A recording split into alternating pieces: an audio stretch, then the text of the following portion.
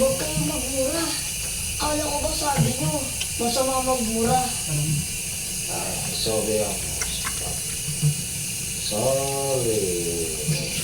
Tsaka, Siguro ganyan sila na paglas. Ireklamo pa tayo yan. Baka mahuwi pa tayo mamaya din. Tsaka, antok na ako. Sorry ako. Sorry. Tulong na tayo.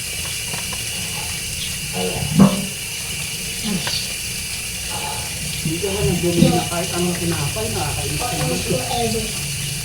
Pabalik na sana na ako dun. Balik ka pa, dami lang yung gilyan ng tinapay.